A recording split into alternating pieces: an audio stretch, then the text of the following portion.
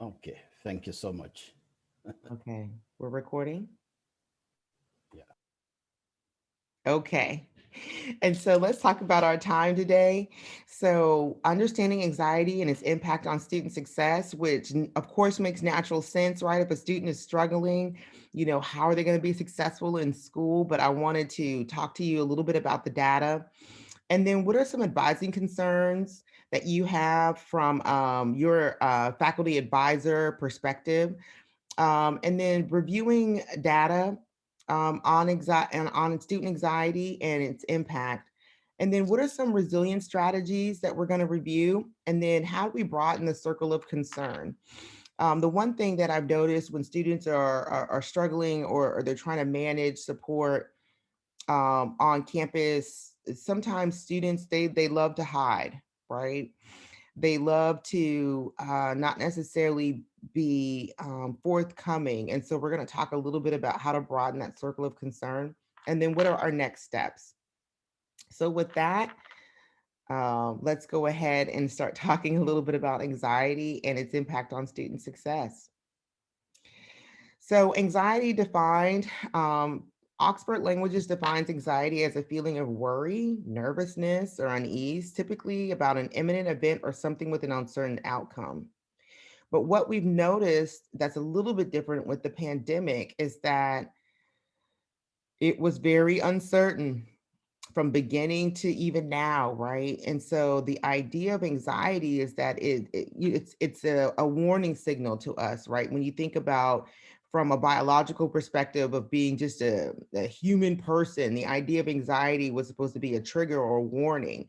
But what happens when anxiety is sustained?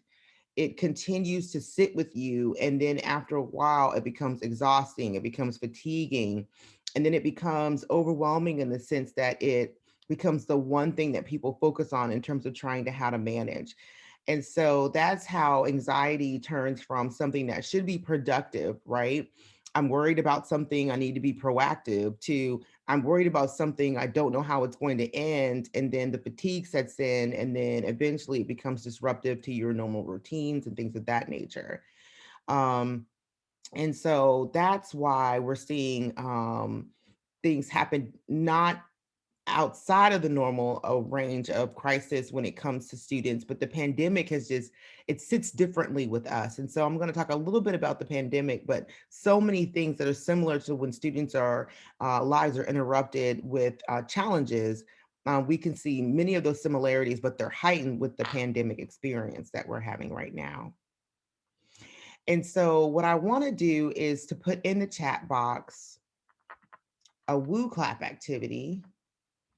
And what this will allow us to do, if you could go to this website, and I'm going to put this in the chat box for us.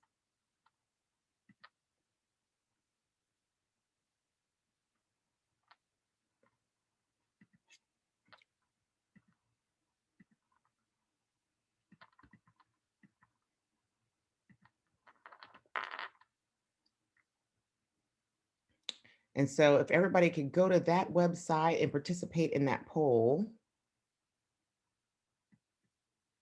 and I'm actually going to stop sharing so I can pull up that activity. This will allow us to capture the question that I have, which is in one or two words, what do you think creates the most anxiety and stress for your students?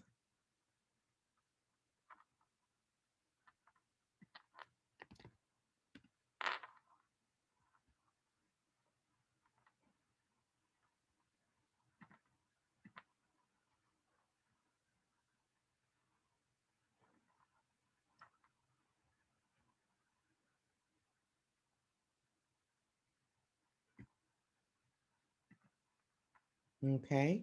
So let me know if you guys are having problems getting to that website. And then once we start the polling event,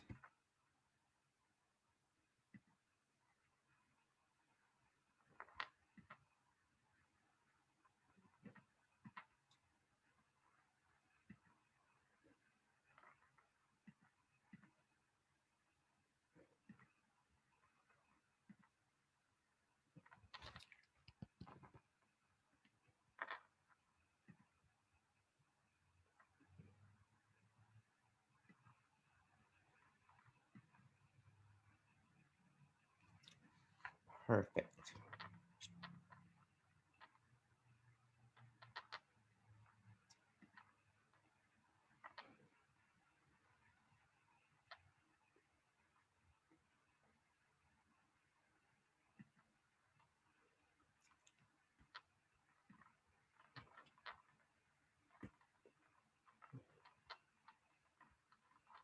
I'm going to go ahead and start sharing the results.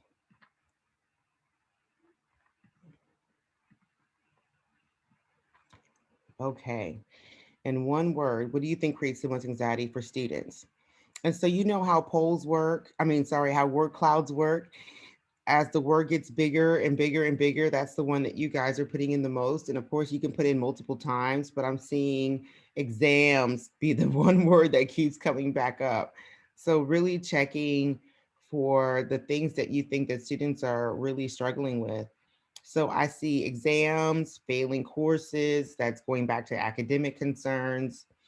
I see the instructors, pressure to get good grades, financial issues, okay, lack of information. Oh, group work, that does create a lot of anxiety for students, especially if they struggle with building social relationships, illness, parent pressure. Okay, I see personal, psychological, mental health issues, deadlines. Oh, good grades end up becoming really, really big. So they have a lot of anxiety around being successful in school. Okay, good grades came in really big. Okay. Struggling with e-learning, we'll talk a little bit about that too. Okay. And let me see if there's something else that we haven't mentioned. Oh, delay of graduation. I see trusty advisor knowledge. Yeah, there could be some anxiety around this is what, I think this is what I need to be doing. I think this is what somebody told me. So thank you so much. So I'm gonna go ahead and jump back to the presentation and stop sharing that screen and come back to the presentation.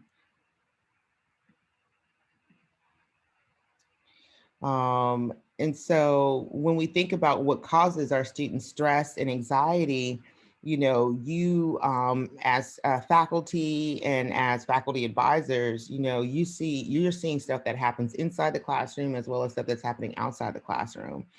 But a lot of what it is that you believe to be driving behaviors, right, is this idea of being academically successful. And that's creating a lot of anxiety for students. And then how do they show up for themselves in terms of being academically successful? But then our relationships are key to unlocking, well, what is the driver around their anxiety? What is the driver that is creating a lot of this crisis? So I want to jump into the conversation here around pandemic pressures. So there was a survey that was conducted last year, towards the middle of last year, just asking around 17,000 undergraduate students across 21 countries, that asked them, in what way do you feel your mental health has suffered due to COVID-19? And 3% reported to have attempted to end their own life. 15% had contemplated ending their own life. So not that they attempted, but they contemplated. And 8% participated in self-harm, and 17% sought help, but and 81% overall said stress and anxiety has definitely increased. And I showed this slide first because when we start talking about students who have already had pre-existing conditions around stress or crisis moments in terms of how they were managing and how they were coping, then you had a whole new set of students, right, who maybe had never really struggled with this before and never really had any coping mechanisms in place. And then they were struggling with this as well. There was another part of that report that talked a little bit, and I know this might be a little bit fuzzy. I tried to get the right screenshot, but basically, I just want to draw your attention to the following. So when there was 17 countries that participated, but when you look individually, For example, I just a screenshot that I took of these countries. What I thought was very interesting is that everybody's red bar was very long, right? And the red bar is my stress and anxiety has increased. And so we know that in every place, all the undergraduates in every country said that my stress was way, way high. But what I also thought was very intriguing is that here, this teal bar, I sought help for my mental health versus I have considered ending my own life. Here in Spain, it is the teal bar in terms of seeking help is above the I've considered ending my own life. But in Turkey, the bar of I sought help versus I've considered ending my own life is in reverse. So there's some students that are in so much pain, right? Or they're just so afraid to come seek help that they would rather consider ending their own life than seeking help. And you can see that that's true in South Korea as well as Turkey. But then also when you look at, for example, this bar that says I have attempted self-harm, you can see that, for example, in the UK and in the US, it's almost half of those who've considered ending their own life. And so when you look here at Saudi Arabia, more students have sought help than considered ending their own life, but it's about evenly matched in terms of I've considered ending my own life and I've attempted self-harm. And then also the I've attempted is a little bit high, is almost there too. And so when we start talking about how students are struggling, sometimes they just won't go be proactive in reaching out for their own support, right? It's like some people are just in so much uh, pain, or they are in they feel so lost in terms of I don't even know where to begin to have the conversation, that they would rather either attempt self-harm or they would rather hurt themselves before they would seek help. And that's why the advising relationship that we have with our students is so critical, because sometimes we may be the only avenue, right? That you have an established relationship that they feel like they're comfortable and they can come talk to you before they would go seek out any other resource, before they would go get the help. And so sometimes I know that that makes advisors nervous. Sometimes it makes faculty nervous, right? Like I'm not a counselor. I don't have a PhD in counseling services, but that's not what this conversation's about. This is not what it is that I'm encouraging us to do today. It is really just to be this avenue to help create ways for them to seek the support that they need. So that impact here, right, on student life areas. So when you think about the impact to mental health, we talked about that. But look at the impact on the motivation and focus, loneliness and isolation, the impact on academics, missed experiences or opportunities. A lot of students who used to be able to say, maybe I might not do this report today, or I might not get this in. Well, in other situations, you were connecting with other people, and maybe there was some positive peer pressure there that said, come on, I'm going to do my work, you go do your work, and then we'll get together later. Well, then you're not having that positive peer pressure to bounce back off of. Students were having missed experiences or opportunities. The impact to career and employment, that's huge, right? I'm going to get this degree and then do what? What's going to be out there? Is there going to be a job or a graduate school opportunity for me with the pandemic or things collapsing? Then you start talking about people's purpose, right? I'm in school to get this degree, to be able to do this work, or to be able to go to graduate school. And is that going to be still available for me, right? That's the stress and anxiety coming back again to us, because it's about the unknown. It's about the uncertainty. We talked a little bit about what students were worried about with the word cloud about finances. So the financial concerns, right? My parents have lost their job, or I've lost my job. And then how do I do this? How do I pay for school? How do I take care of myself?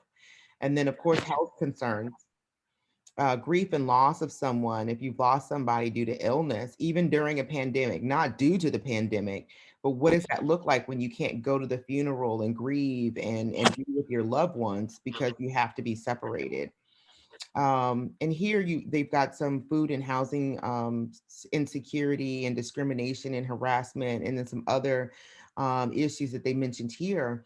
But when you think about how students are negotiating and managing some of these challenges were things that we've already experienced with our students. And like I said, with the pandemic, it's just become an accelerant to some of the things that our students are already experiencing.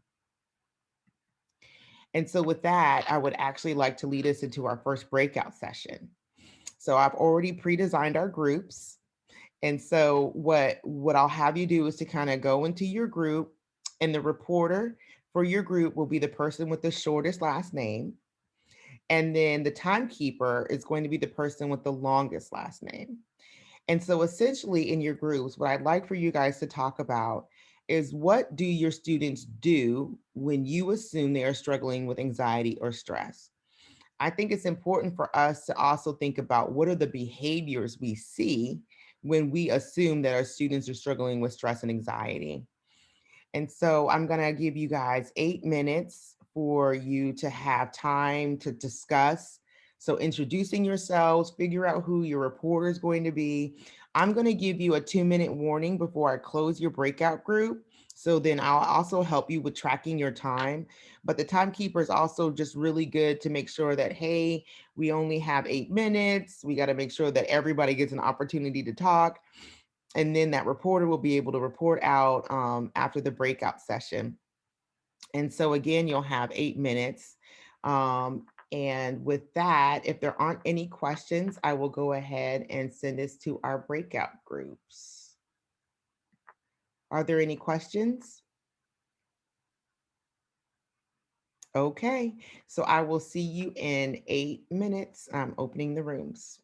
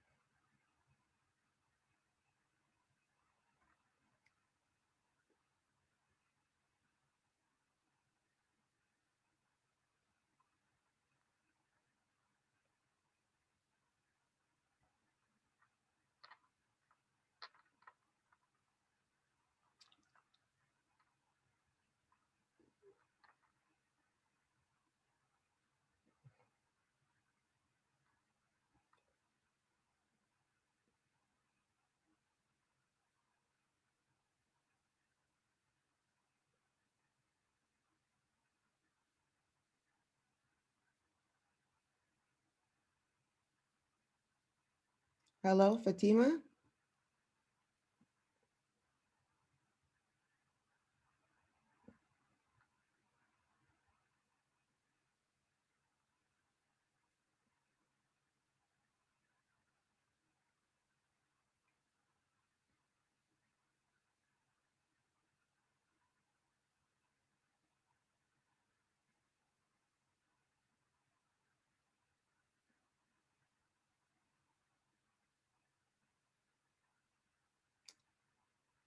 Dr. Dr. El Nagar.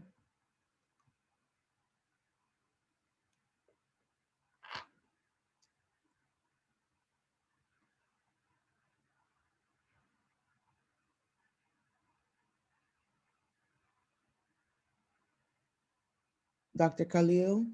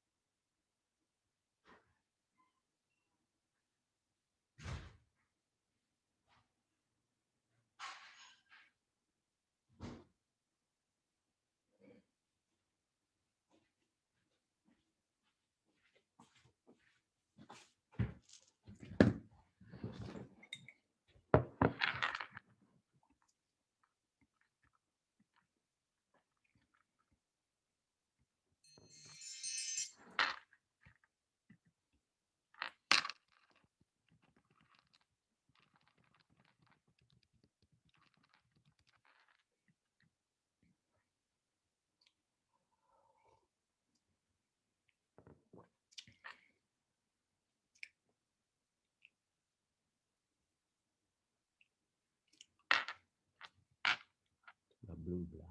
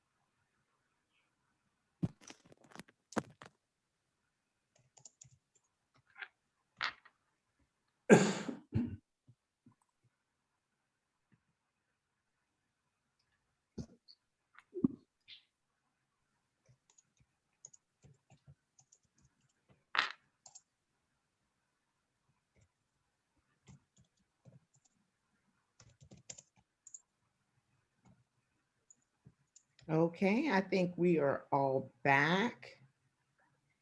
Yeah. So I'll go ahead and we'll start our share out. So I will start with room number 1. And so that's Imad, Fatima, Awawi, Ray, and Shema. Who was your reporter for your group?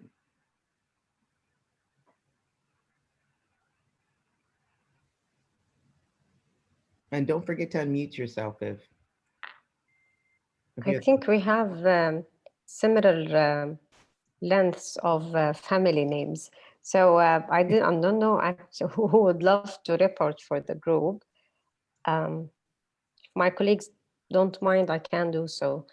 Actually, we belong to different colleges, of course, with different natures, and we came up that we discussed different important factors, but the most important ones that we need to support the students psychologically, enhance their self-confidence, while we suddenly turned from an actual real life mood of a study into a completely online over few nights. And then also, and part of managing this stress and enhancing this confidence, we have also to manage our own stress, because somehow in this communication between the instructor and the student behind the screen, you still feel this energy of being stressing out, thinking about how you are delivering this course in the best way possible with the sudden change of teaching mood. Also, we raised an issue that some students, they tend to postpone registering some courses that they are specifically concentrating on, let's say, challenging content or certain topics that requires more direct contact with their instructors, and they kept postponing these courses until they will be able to come back on campus and have these classes as one-to-one. Probably maybe because they are anxious about their grading, their final evaluation, or maybe because they believe the course content requires more concentration from their side, and they can't deal with additional stress. It depends, as I said, because we belong to different colleges. There is another point, if you allow me to do so, is also apart from managing their stress and enhancing their confidence, is actually to manage our course materials in a way that actually suit the time frame we allow for students, whether to study or submit the assignment or do a quiz or an exam, or maybe preparing for a project, etc. And be aware that we have to adapt to this new situation and understand the extra effort required from both faculty and student to deal with this new mood of a study. Okay. So thank you. So I'm actually going to post just a summary of what each group says. So what I heard is they postponed courses that they should take because they would have to take them online. And they also display a lack of confidence. And then they're late with their assignments. Yeah. Mm-hmm. Or maybe, yeah, they might be, yeah. Mm-hmm. Mm-hmm. Okay, so thank you, Shayma. So group 2, that's Abu Omar, Mohammed, El Nagar, Hussein, Saeed, and Samu. Who is your reporter for your group? I am so. Hi there. How are you? My name is Inam Hamadi. I don't know why my name. Probably because I'm logging in from my mobile. That's what shows Abu Omar. My name is Inam Hamadi. But we're talking along with our colleagues regarding the question that you have raised, and it looks like that we have all agreed on one item, which is basically a lot of students, they deny having an anxiety. They're saying they just blame it on the instructors, on the instructional materials. They say that it's not us, but it's basically of the instructors. I mean, the instructors are not basically helping us at all. They provide us with tons and lots of materials to memorize, to study, and they have tons of quizzes, lots of quizzes basically, and we do have lots of verbal examination, lots of written examination, and so on. They start blaming things on basically on the instructor himself or herself.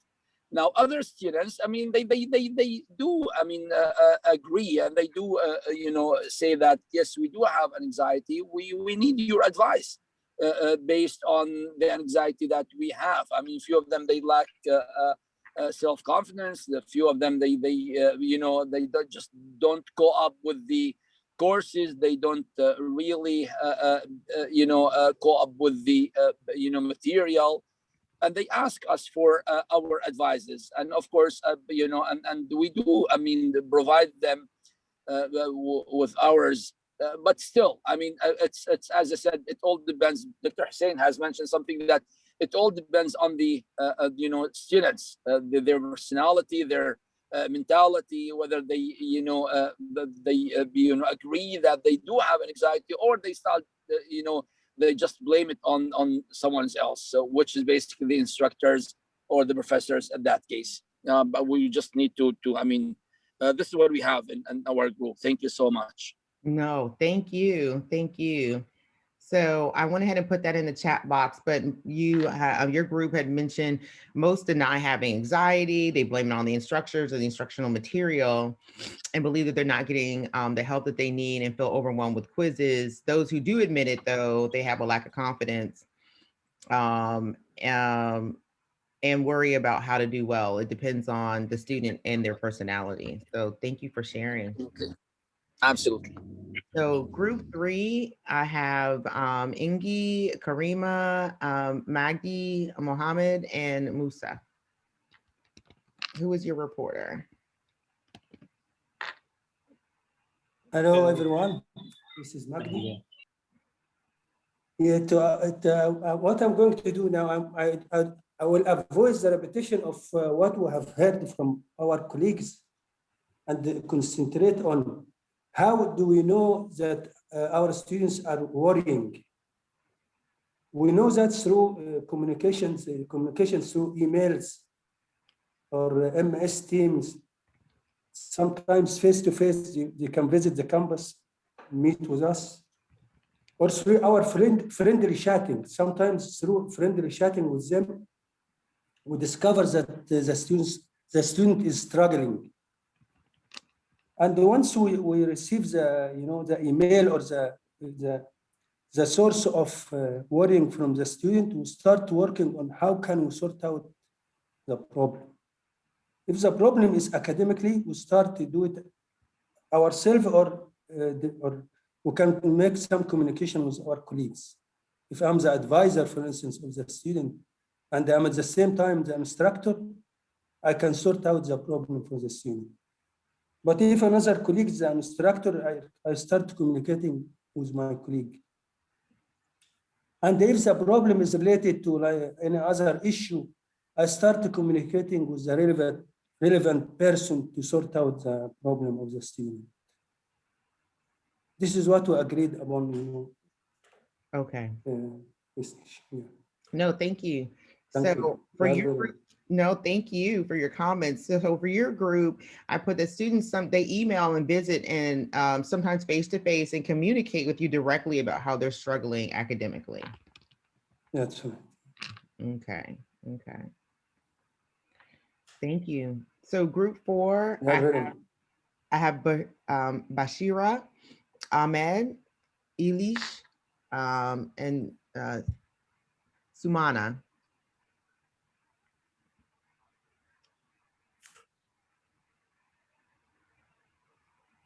Who is the reporter for group 4?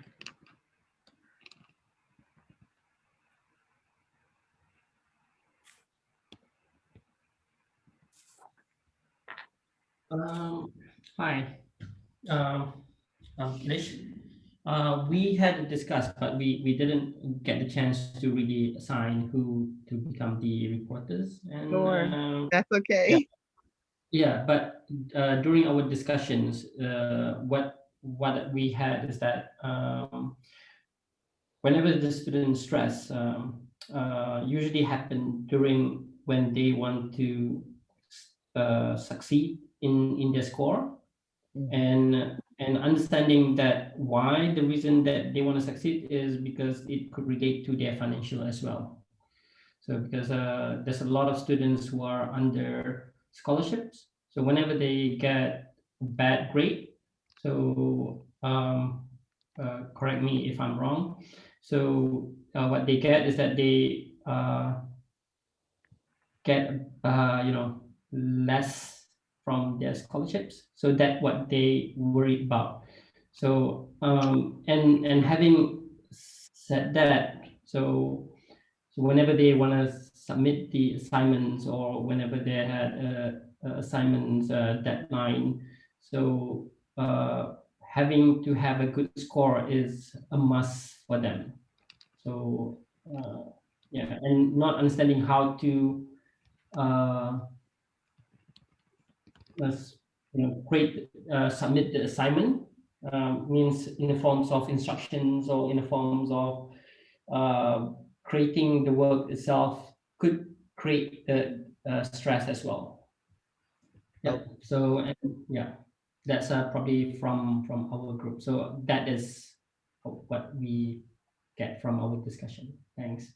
No, thank you. So to summarize, I wrote, their anxiety comes out when they're worried about doing well in school because they worry about losing their scholarships. And they feel pressure to have a good score and do well academically. So that's how their anxiety shows up for you. Okay. No, thank you so much for your group's comments. In group 5, I have Abu, Daryl, Mohammed, Ogadi, and Yusuf. Okay, this is Abu. I will report on behalf of my group.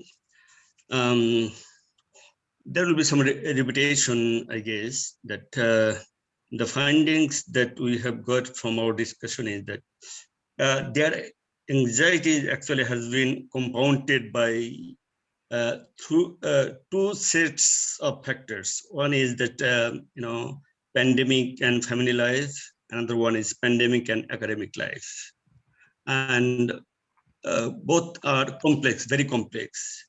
In the family sphere, sudden shock, this lockdown, social distancing, which they were never used to do it. They found it difficult to comply with these stringent measures. Nevertheless, they had to do, and that caused a lots of anxieties. And in the second sphere, that sudden separation from the real world learning. They're confined just in a room, sitting in front of a computer. Okay, they were used, many of them were used to study in the library. Now they miss this, they cannot do it. They cannot interact with their peer groups, with the faculties, So they found it very difficult to comply with this new mode that created also lots of anxieties. Then whenever the issue of exam came, then again another pressure that how they will comply with this kind of requirements. And another important area, this when the second camera was we were asked to deploy second camera, and that caused a huge mental anxiety, and still many students have not been able to come out from this anxiety. That many of them even were very, very particular. Girls were very, very wary about their privacy. This one still they have not been able to come out from this. It's a not huge trauma, but a trauma. Okay, and another important point that that is very interesting, that sometimes I'm not saying the wall, but some students find it more easier to cheat or to defeat the system a little bit, for their advantage in a classroom exam, which they had to contemplate long to find out the way how to defeat the system online. So that also caused a little bit anxiety in their academic sphere. So these are our findings. No, thank you. So my summary is that the pandemic and academic life has driven up their anxiety. Separation from the normal learning environments has created stress. They have to create new routines, and the pressure to maintain their academics increases, and they struggle with managing new systems. Yes. Is that about right? Yeah. Okay. Okay. No, thank you, Abu. Okay. So thank you all for your comments. You know, the one theme that I kept hearing through all of your breakout groups is that the anxiety is coming through this idea that I cannot academically maintain where I was, or it is the reason as to why I'm not as strong as I was academically. So whether they're blaming, oh, it was my class, or it's the fact that I'm online, or I'm worried about losing my scholarship, or I'm not going to take this really hard course because I don't want to do it in this particular modality. It's really this the stress and anxiety of the students. The reason why I was asking about behaviors is because when you're working with students and they're presenting to you one way, but we know that it's something else, right? Like, for example, the student who says, oh, it's the course, it's just really, really hard, and I'm really struggling to figure out, it's got to be the instructor and not me. And then our ability to ask questions to say, well, have, you know, from the way that you operated last semester, or what's different now, or what are your routines? What are your habits? How are you operating in terms of when you're working online versus the way that you would be if you were taking the class face to face? And we're going to talk a little bit about talking to students about resilience. But I just wanted to have a shared conversation around that, because when we start talking about anxiety and stress, and we all know that that is really this mental way of operating in our new norms, or because for example, stress, not every element of stress is bad stress, right? The idea of getting married or falling in love, or um, I got accepted into a graduate program, I'm going to school, like that is a stressful encounter, but it's also a good stress. We would say eustress. And then we find ourselves in situations where there is bad stress, there's pressure, the anxiety sets in when we have the uncertain outcomes. And so when we think about our students' behaviors in terms of how they're operating, just really wanting us to key in on, like, this is how it's presenting, right? But then how do we pull them back from, okay, this is what's stressing me, to, well, what are you doing to manage that? What are your solutions to operationalize the way that you are showing up for school, or the way that you are showing up in your life, to be able to manage the anxiety so that they can continue to be well? And so when we think about, for example, physical distance measures for could be a way that students um, when we start talking about the impact on student success, for example, physical distancing measures, students may experience reduced motivation, increased pressures to learn independently. You know, for that student who always felt academically strong because they were able to go up after class and talk to faculty, they were able to build a relationship with their faculty. And then you have a situation where you're not seeing your faculty as often. You know, I'm learning this independently, but I don't have anybody to kind of check myself against to make sure that I am learning this correctly. Abandonment of daily routines. I get up, I go to school, I come home, I do this. Well, now it's like I'm in the house, and there's the sense of time has changed for them. And then, of course, potentially higher dropout rates, right? When we talk about the sense of purpose and being lost. And then again, I mentioned this earlier, students with a heightened pre-existing stress level have typically had coping strategies, but they've been disrupted, right? Because of, the impact on COVID-19, or operational challenges within institutions. So if I normally was able to do these things in order to manage my stress, I was able to go to the dining hall, I was able to go and watch a movie. I was able to go hang out at the park. But then now I can't do these things, or I'm afraid to do these things because I don't want to get sick. It is disrupted my coping mechanisms. And so those are the things that I can't do anymore. And then it has created unprecedented mental health burdens back on the student to figure out what are my new coping mechanisms and new strategies in terms of managing my stress. And like I said earlier, it shows up differently. And so another impact, like I said earlier, loss of routine, loss of social connections. We talked a little bit about challenges with online support.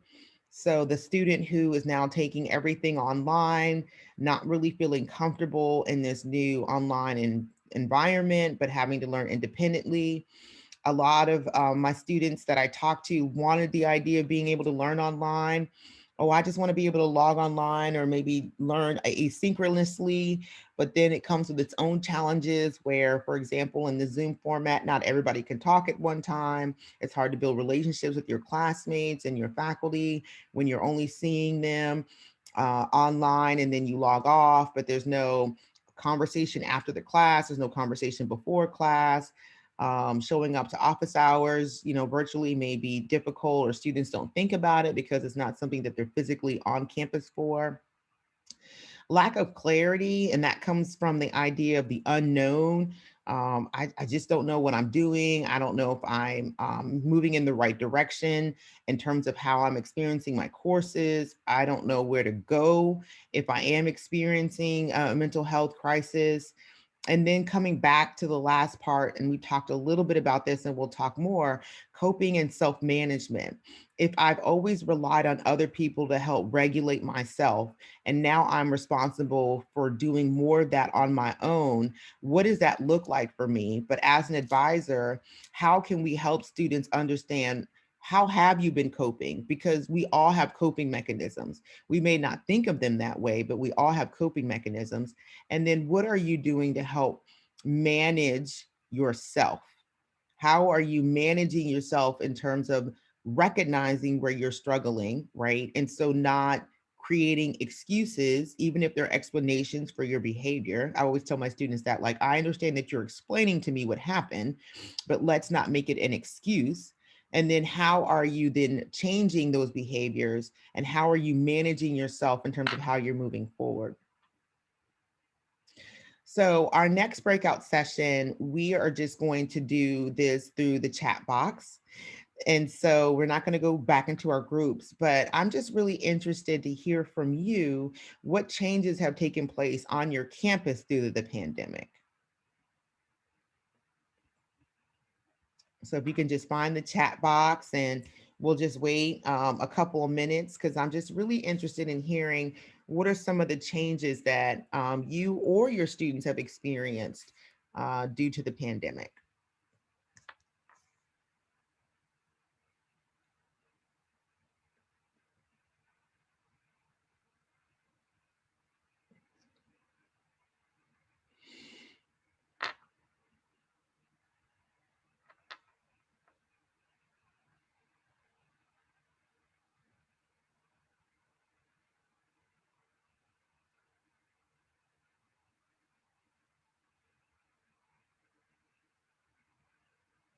Okay. Transition to online teaching and learning. That's a big one.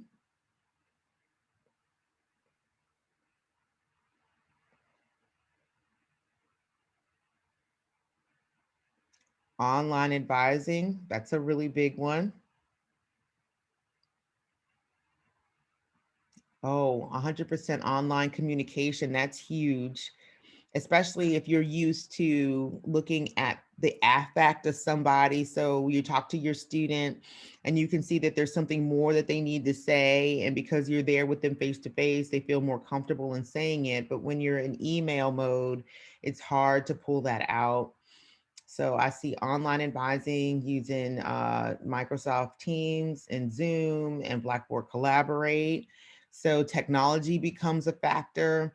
How strong is your Wi-Fi signal? How savvy are you with technology? I think sometimes our students, we assume that our students, because either they're younger than us, that they understand how to log into Zoom and log into Blackboard and know how to do all these things with technology. But the reality is that sometimes they don't know. Just because they have an iPhone, the latest iPhone, or because they have the latest fill in the blank, right? Whatever that gadget is, that doesn't necessarily mean that they are savvy.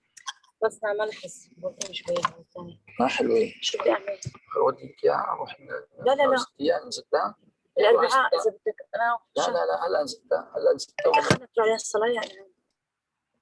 Okay, so we have online training and online examinations, online workshops for events and faculty. So similar today, this is one of those differences, right? That I'm not on your campus and engaging in a classroom environment, but I'm on Zoom, online office hours. Okay. And then some cultural factors become critical when students have to turn on their camera. That is a big thing. I know that is a challenge. I have my daughter's in high school and she plays the violin. And so her orchestra teacher had asked for all the students to turn on their cameras so that he can see that they were playing. But a lot of the students and their parents were upset with the request of being required to have to turn their cameras on, because sometimes you just don't know people's home situations or where they are taking their classes. So that becomes an issue. And absolutely, good students relapse because they are at the comfort of their homes. Like I have a 12th grader, and then I also have a middle schooler. And the idea of being able to sit on your couch is very tempting when you should be sitting at your desk while you're online, and then spending more time on the internet and online. Absolutely. So when you think about the changes, going to 100% online, meeting online, it really changes the modality of your communication. And so the question then becomes, how do you build a relationship with your student online or through email, just like you would if you were face to face? Or if your relationship with your student was strong, how do you maintain it online? Oh, thank you for that last comment. We're losing our social relationships and humanity with our students. It is easy, I think, for people to say you can express yourself via email, but sometimes when things are in written communication, it might be harder to espouse those things when you're writing them down, when you're making them in black and white, if you will, versus me just sitting in your office and just sharing my heart with you.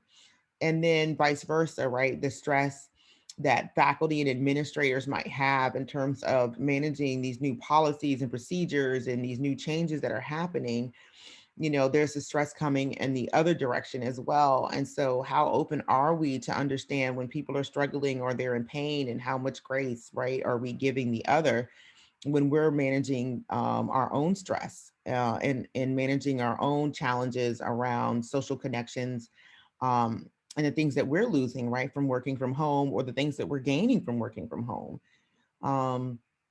And so thank you so much for those comments.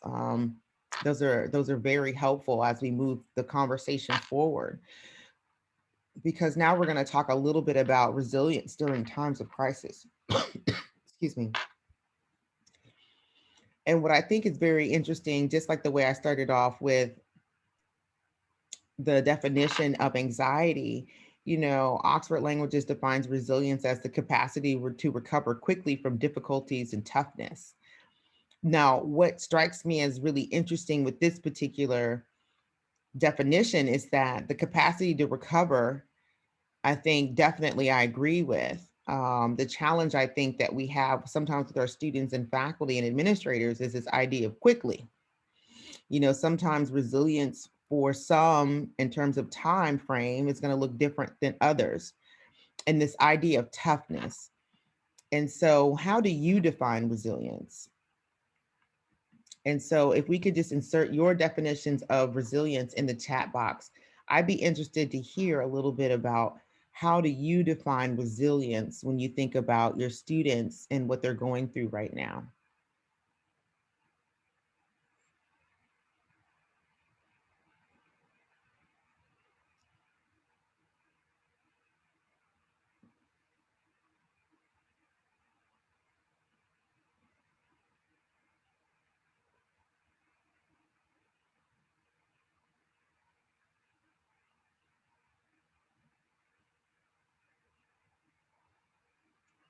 Okay, I see ability to cope and stay focused in the face of types of any challenges. I agree. coping with the new learning environment, adapting. I agree. I think that sometimes, as long as you remain flexible and that you understand that you have to change, I agree with that as a definition of resilience. Doing the basics, individual students' ability to cope in the face of challenges. I agree with both of those. Well, Abu, when you say for doing the basics, what exactly?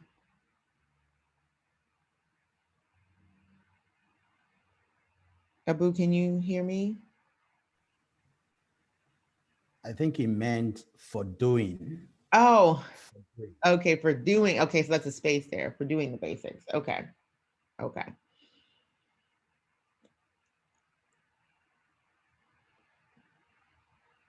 And so I agree with these definitions of resilience. I don't think it's an issue of time. I think it is about being open, right, to the possibilities.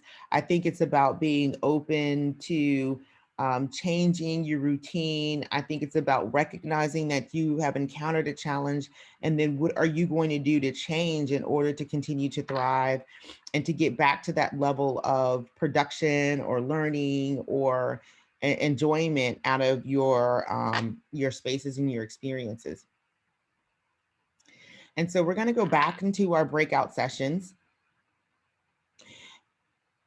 And the person with the longest last name or the person with the shortest last name will be the timekeeper. So your reporter is the person with the longest last name.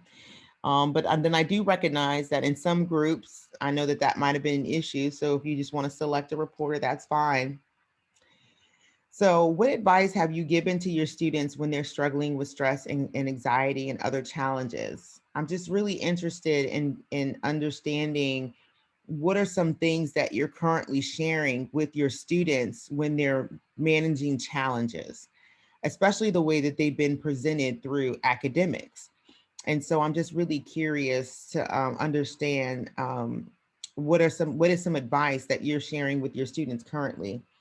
So we're going to give you 8 minutes again for you to go back into your breakout groups. And so at the 2-minute mark, I will definitely go ahead and give you a reminder that you've got 2 minutes left to your groups.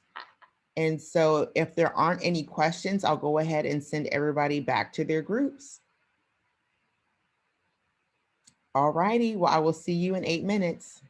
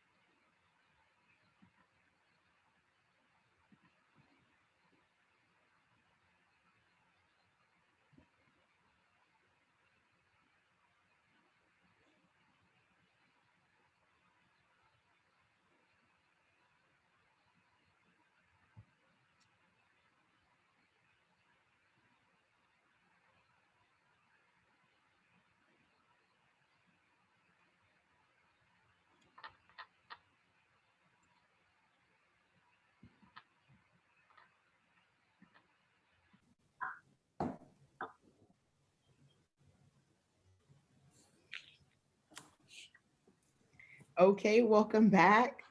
I'm really interested in to hear the conversations that you had with your colleagues.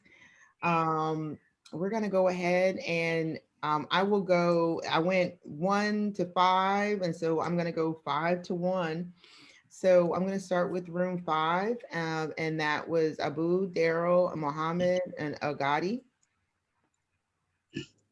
Thank you, Marinder. Just we deliberated on this issue and we identified a number of strategies, we can say strategies that we followed while dealing with students' anxiety.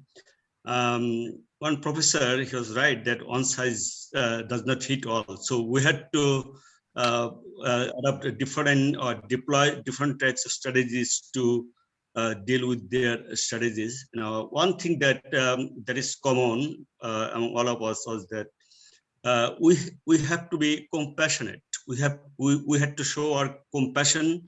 We had to show our empathy as if we are part of the same problem, and to build up confidence in them that this is not something which is going to stay forever. It comes in a life, it comes today or tomorrow, but this time it is our turn to have it, and inshallah we shall come one day.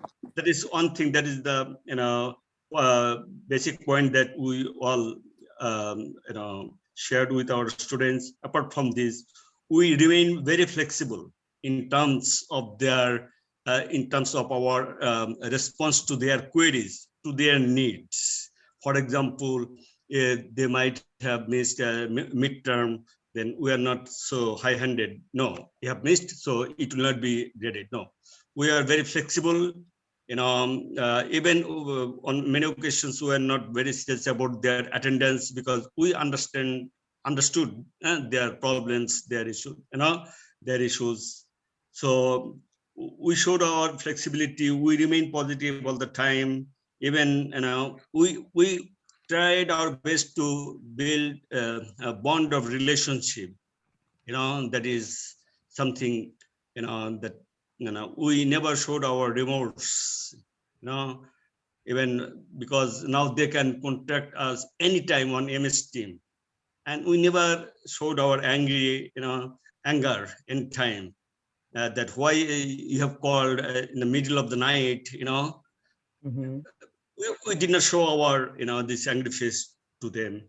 So this way, I think, we hope, we came to the conclusion, we hope that our students cannot complain that doctors did not support us. That is what we want to make it sure, that we were behind them throughout this crisis. Mhm. Thank you. Thank you. Thank you. So what I have from your group is that you give different advice depending on the student. You have to be compassionate and show empathy. You build up their confidence and respond to their needs, and remain positive and build a bond with the student. And you want to make sure that the student feels supported. Okay, well, thank you. Yeah. Abu. Thank you. Thank you very much. So group 4, Bashira, Ahmed, Ilish. Did you guys have a chance to talk in your group?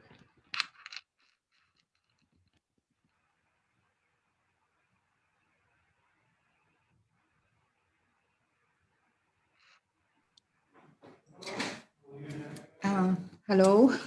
Hi. Actually, I was in the group, but I found myself in a room, individual room.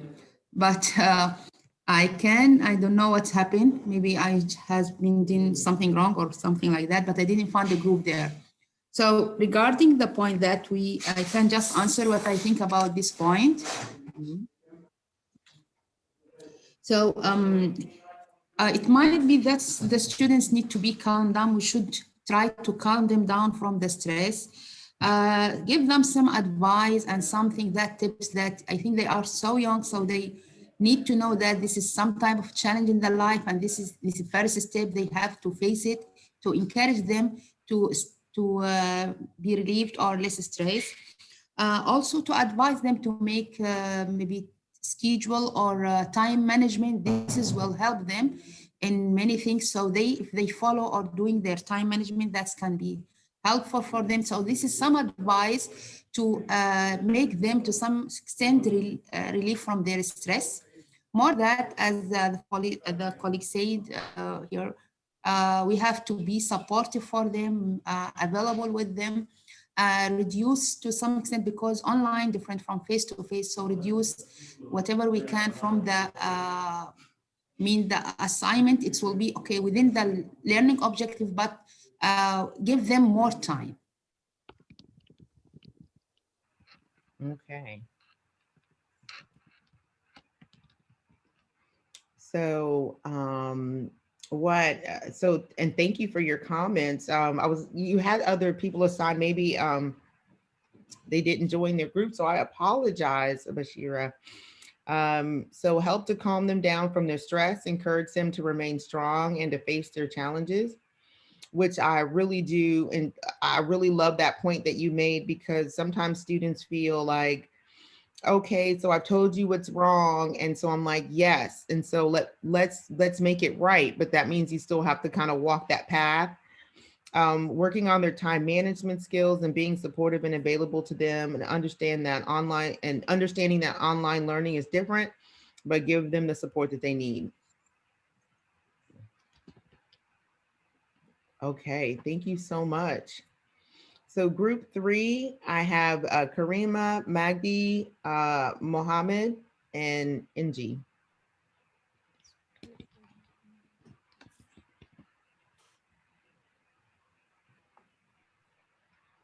Okay, this is Magdi with you. Hello again. Hello. The most important point which she was talking about is the documentation of the advising session. Because some students used to make like complaints that they are suffering, they don't find the advisors and they don't get the service of advisor. So what we normally do, this was the most critical topic which you was talking about in our discussion. We used to document our communication with the students through recording. If you are giving advising through MS Teams, for instance, we do recording, or if through emails, we keep the emails as an evidence that we have done our job as advisors. Just to protect ourselves and show that we are doing our service at the same time. And this was the most important, topic in our discussion. Thank you. Okay, no, thank you. Documentation. So basically, being available to support your student, important to show them that you are there to help them Yes. with their challenges. That's all. Okay, no, thank you. You are very well. So group 2. Okay. Thank you so much for the opportunity, for us to engage, draw on our experiences, to come up with, possible solutions. I'm sure, just as I'm doing, my colleagues will have been taking some note. I've actually been able to gain a lot of information that I could use in the future. So in my group, we discussed, extensively, based on our experiences. And here are some of the things that we agreed upon. We said it's important, to get our learners, to be honest with themselves, to say sometimes, it's okay not to feel okay, but you have to remember and be grateful as well, for all the positive things that, you are experiencing in your life. We said it's important for them to practice a lot. We know that, practice makes, perfect or perfection, if you like. So they need to practice and practice and practice. We also said it's important for them to think of having a critical friend that they can, trust as well. They can share whatever, they might be concerned about with. And that individual will be an individual who can provide them with meaningful and constructive, feedback as well.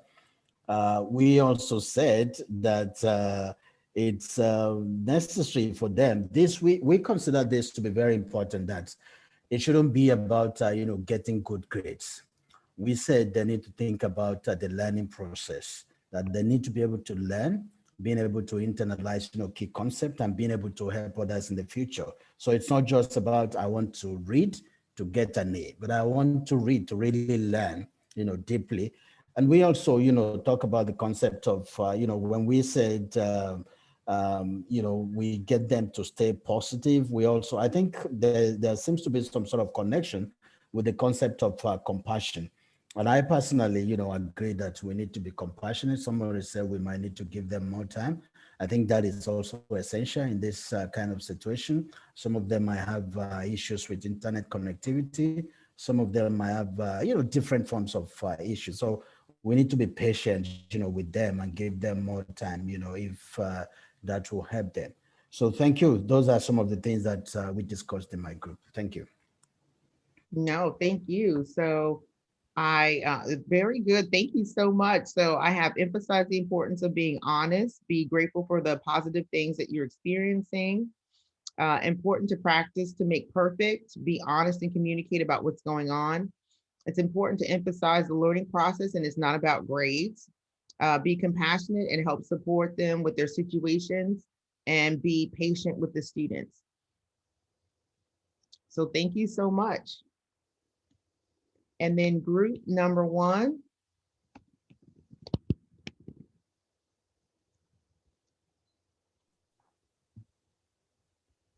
Maybe Dr. And that would be Abu, Ahmad, and Dr. Ahmad, Dr. Ray, would you like to say something? No, Dr. Abu, I think you can report our Sure, discussion. sure. Thank you so much. Well, thank you so much for giving me the opportunity to do that. Well, I believe, you know, the most important part is when we advise students to be honest with themselves, as a matter of fact, before you know, they're being honest to us. You know, and we ask them to, if they ever face any problem whatsoever, especially during the course, right toward the beginning, you know, talk about quizzes or midterm and so on, to get in touch with us and ask for and seek for our advice. This is very important so they can keep up with the courses, with the their grades, basically their achievement throughout the course. This is the most important part, that whenever they need any help whatsoever, they get in touch with us, they seek our advice, and we can provide them with the advice accordingly. This is number one.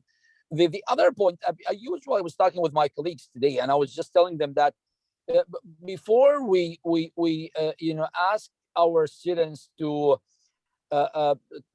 register for the courses, we usually ask them to repeat courses that they have failed at, or they have low achievement at, so they don't suffer throughout the semester with the new courses. So that would give them some confidence in themselves that yes, we did well, we have done a better job than before, and of course that would keep them moving toward hopefully their the following semesters. Now, if they the most honestly, I would say sometimes students do not really listen to us by just asking their colleagues to take their advices for their study plans. So we ask them to do something, and then they do something else. So we ask them for documents. Now we ask them to document what we have advised them for. So if I ask them to take these 5 courses, I usually ask them to get me a copy of the course that I have asked them to do to register, and then the following semester, ask them to just if they follow my plan or not, and then God forbid, penalize them for this, or encourage them and praise them for their achievement. This is, what we have agreed upon, mine and my colleagues and I. Thank you so much. No, thank you, Abu. So I think that is great advice. So I'm just to reiterate, being honest with this, asking the student to be honest with themselves before they can ever be honest with you as an instructor or an advisor, asking them to be in touch with you before they experience difficulty, repeat courses that they struggled with so they do not take on new challenges without accomplishing the old ones, asking for documents based on advising plans in order to make sure that they're on the right plan. Does that sound like I summarized that correctly?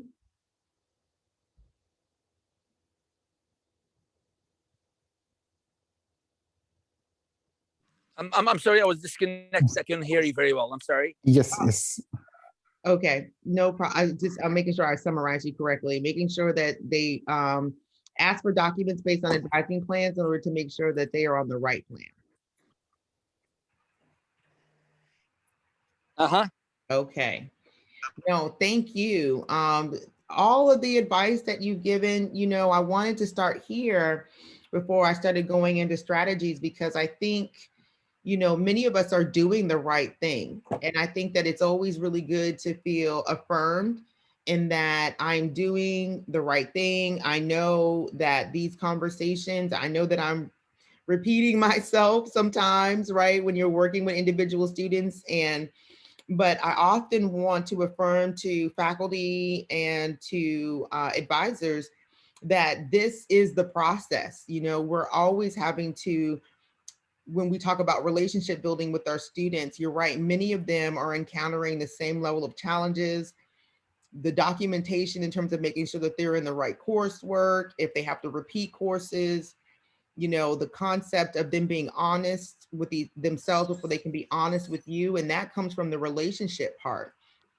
It's hard to be honest. It's hard for me to help you, right? If you're not going to be honest with yourself, number one, so that you can tell me what's really going on. And then therefore I can then really help you. And being honest with yourself and then being honest with me comes from, just being vulnerable, right? With the idea of maybe I didn't get this right. I do take ownership and my responsibility for what I'm not doing well and what I need to be doing better.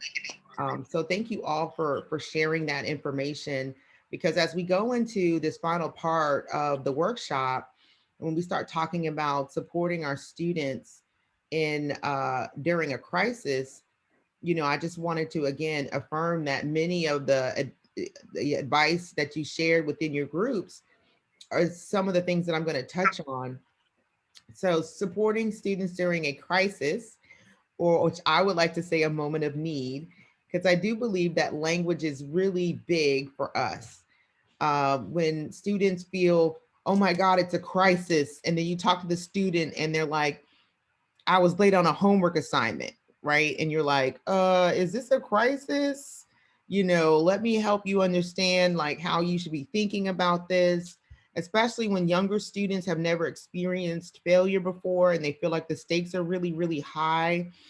Simyu, I love the point that you made about, you just have to, the honesty part, the compassion part, the empathy, right? And the showing up. But then I remember one of your other colleagues, and I forgive me, but just the idea that, you're still going to have to walk through those challenges. You just because you have claimed it and you have named it doesn't mean that you still don't have to walk through it. But then I'm here with you as you walk through that challenge. And so I always want students to know that, relationships are key. I want faculty and advisors to know that relationships are key, because of many of the things that you just shared, that they help to develop trust. They allow opportunities for reflection for both you and the student, right? So for example, what is the student not sharing? But then what is it that we are missing the mark on and being able to help them? If the issue is, I keep having to reopen quizzes and tests for you, is it a time management issue? What's the lack of motivation? What is going on? If it's an issue of, I can't fail, is it because you don't want to ask for help? Maybe the coursework is something that's over their head and they've never experienced failure before, so they don't even know how to ask questions in order to get the support that they need. It also, like I said, provides clarity for the situation. But then also, when I was talking earlier in this presentation, knowing when to refer to additional resources, i.e. red flags, knowing when the water's too deep. Sometimes when I talk to faculty and advisors, the question is, well, I don't mind building a relationship with them, but what if they disclose something that I'm not comfortable in discussing with them, or maybe that they're sharing information with me about self-harm, or that they are struggling.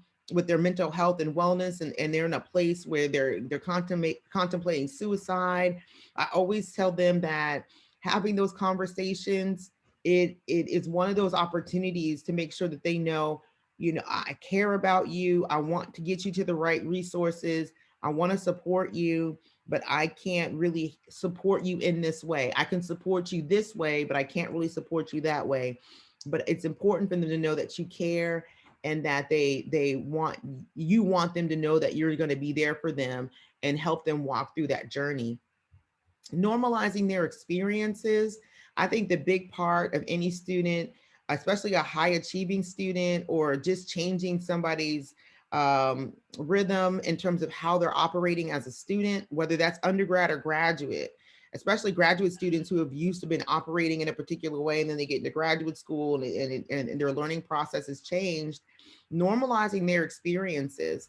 And this is not to say that, oh, everybody goes through this, it's not a big deal. That's not what you're saying. What you're saying is that you're not alone.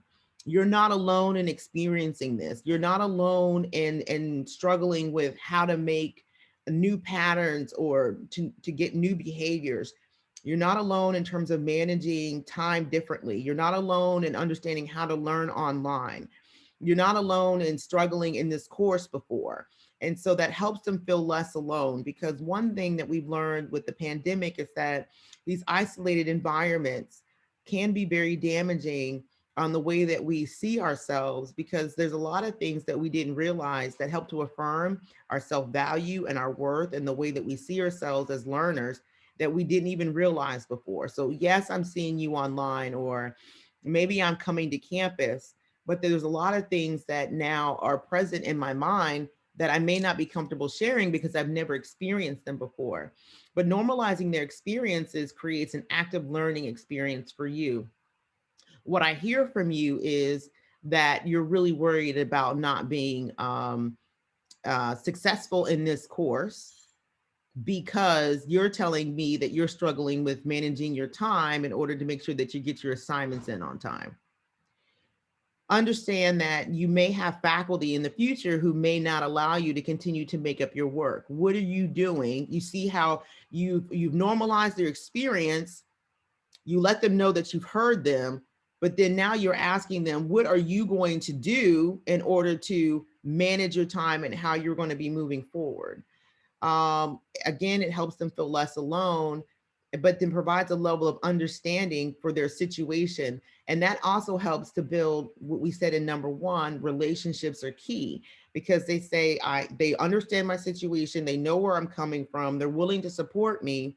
But also with students, and even as an advisor, or even as an instructor, I'm willing to support you, but you're also going to have to be accountable and responsible for the work. So it's not about me just opening a test for you or giving you endless opportunities to make up the work. But if you're really struggling, let's find a solution that's really going to fix the problem. And let's stop, I always tell students, let's treat the disease and not just the symptom. Okay, opening a course because you have bad time management skills is not going to really fix the problem. We need to fix the disease, which is time management, which may be related to the way that they're living or the way that they're operating in a remote world. The other student support, when we start talking about moments of need, I like to reframe the idea of crisis to moments of need, really because I think as an advisor and as a faculty, it helps us understand that these are moments, right? Crises will pass, but when we think about moments of need, I think it's another way of thinking about it as a learning opportunity for our students.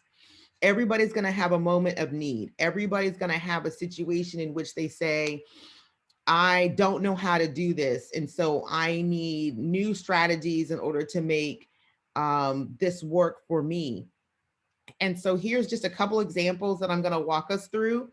Mindfulness exercises. I know that this sounds very simple, right? This idea of mindfulness, but it has come into my world in a big way, just thinking about all the stress and anxiety that students have been leveling on themselves during the pandemic. And self-care practices, we'll talk a little bit about that. But then setting SMART goals, we've talked a little bit about this, the idea of time management. what's specific, measurable, achievable, relevant, and time-based when we start working with students. Sometimes students just have really high expectations of themselves. I want to be able to get straight A's because that's what I've always done my entire life. And so I don't see this moment needing to be anything different than what I've ever done before. And I always tell students that may or may not be where you need to be, right? Given what it is that you've learned prior and what you're learning now. But Simyu, what I love that you said, it's about the learning process. It's not about the grades. And if you look at grades as an indicator of your self-worth, then how do we help our students understand that it is supposed to be connected to the learning process? You're here to learn and continue to grow, and grades are reflective of your assessment of a course, not of your self-worth. And so helping them separate that. So mindfulness moments, deep breathing. Sometimes my students, when they come in, they're, I'm struggling with this and I got this going on. Now in an online environment, you might not be able to see these moments of tension.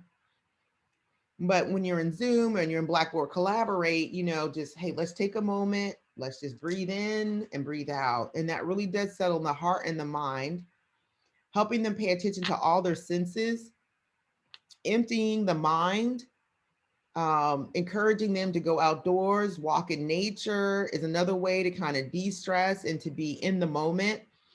Forgive negative thoughts. We all have negative thoughts. I'm not going to make this class. I'm going to fail. We all have negative thoughts about ourselves, but then telling yourself, you've got to be kinder to yourself. You have to forgive these negative thoughts. They're going to come and they're also going to go. And then being grateful and go easy on yourself. Some days we win, some days we lose, right? But what are you learning from the experience? And just reminding them, what are you learning about yourself? How are you going to change your behaviors? What is this going to look like for you?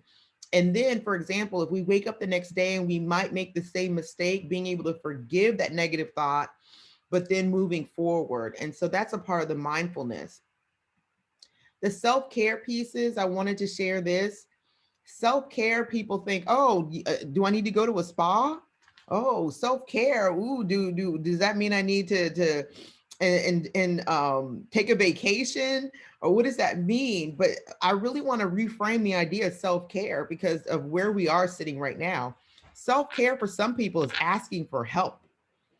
Self-care could be spending time alone and putting yourself first, especially if people are working from home or going to school and they're they're going to school in their homes.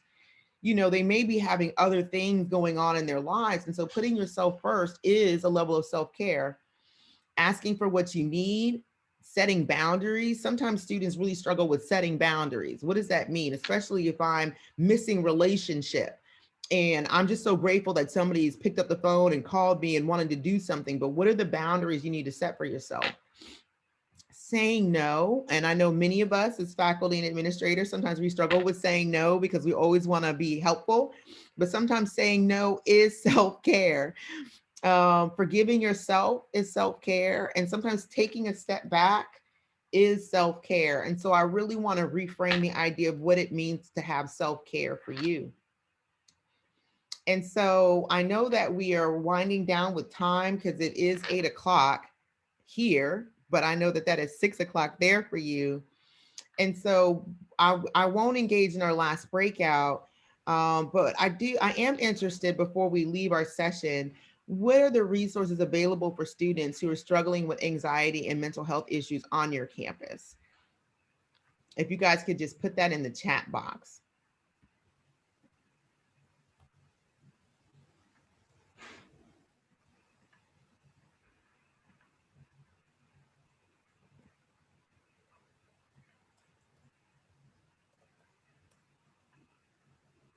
Okay, Disability Center.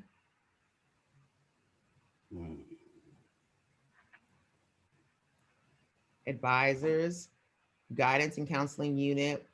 Okay, perfect. The university has mental health professionals on your campus that you can send students to. Okay, because what I really want it to be framed for this conversation is that we're talking about mindfulness and self-care, right? But we're not psychologists, right? We're not professional counselors, but we can share this information with our students and say, are you doing these things? Are you taking care of yourself? Are you remembering what's important? Are you remembering your purposes in terms of how you were thinking about the way that you are showing up for class? Because I always tell people that when it's like Maslow hierarchy of needs, right? If you're not taking care of, am I eating? Am I sleeping? Am I bathing? Am I conscious in my mind and well in my body? It is hard to show up for school. It is hard to show up for your relationships. And so when you think about if this is right, then that will be right. But I always want advisors and faculty to know that there does become a point where I've done this work, right? I've talked to you about mindfulness. I've talked to you about self-care strategies. I'm helping you navigate relationships that you may have with other instructors. But there comes a point where we do need to then say, okay, I think it's time for us to put you in touch with other resources, but come back and let me know how that's working for you. Let me know if you need any more support. And so it's okay to refer somebody away and then be able to pull them back and make sure that they are okay and that they're moving forward. This breakout session was really just my way of asking you, what are one or two things that you're going to do differently because of this workshop? I think it's really important that you have built a community here because I'm with you for 2 hours today, but then I'm hoping that this conversation in some form will continue. Either you've met new colleagues or you've been reintroduced to colleagues, right, that are from other schools.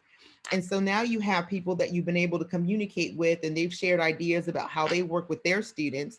And so this is an opportunity for you to say, you know, I remember talking to so-and-so and they had really great ideas and I could reach out to them because I have this one particular student who I know is struggling. And I just want to ask my colleagues, what are some ways in which you're handling and managing this particular situation? And so it is important for us to make sure that we continue to build a community in terms of how we're helping our students. And so I'm hoping this workshop today is helping you think, what are some different things that I can be doing that I'm going to start today, that I'm going to say are going to be different ways that I have been operating, or what has been affirmed for you that I am doing the right things, that I am doing what it is that I'm supposed to be doing in terms of helping my students. But just know that you might be doing more of it because of the situations that our students are finding themselves in. So I also want to be able to make sure that I affirm that for you as well. So next steps, I always want to let my participants in my workshops know that new behaviors and relationships, they can begin today. They can begin at any time, but I hope that they begin today for you. Staying connected with your colleagues for guidance and support. Develop a guide or a handout for institutional resources, and that might be something that you can quickly give to your students. I know that we can always send students to websites, but sometimes I think that if you are repeating these conversations or you're having more of them, it might be really great to have a handout or a guide or something that you can quickly give to your students, maybe in the beginning of your class to say, I know sometimes students might experience some anxiety or may need additional support. Here's some tutoring resources. Here's some wellness resources. And I always frame it like wellness, you know, and saying mental and physical wellness resources available on campus, because sometimes students are not going to raise their hand and say, I think I might need to talk to somebody because I'm struggling with anxiety or stress. But if you can package that and saying, here's some wellness in terms of health and mental health, physical and mental health resources, then that would be great. And then, of course, encouraging students to stay connected to institutional resources, and you are a part of institutional resources. And so encouraging your students to stay connected with you because, number one, you care about their success. You're there to support them, and you want them to know that you are in their corner and you want to see them be successful. And so with that, if you have any questions or anything else that you would like to discuss, I am willing to stay on. But I just thank you so much for your energy and your engagement. The conversations were great. And I really do hope that this workshop has given you some good information, just to give you a scope of what's happening in the world, but then for you to not feel as if you are alone in terms of how you're working to support your students. And so I applaud you for your efforts. You guys are doing great things on your campus. And then I'm hoping that I've given you some more strategies that you can implement in terms of making sure that you are doing all that you can to support your undergraduate and graduate students. So thank you so much. I really appreciate your time and your energy. It really helped pick me up. And so thank you so much. I really appreciate it. So Semu, back to you.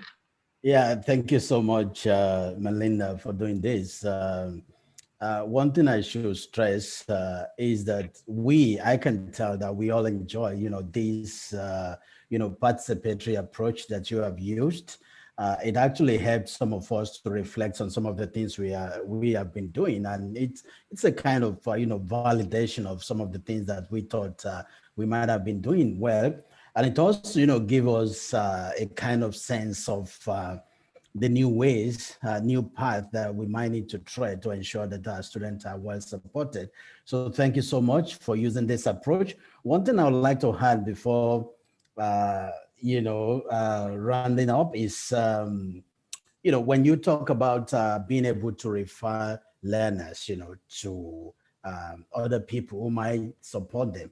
I think this is very, very important. We don't need to assume that, we know everything or we have, all the solutions.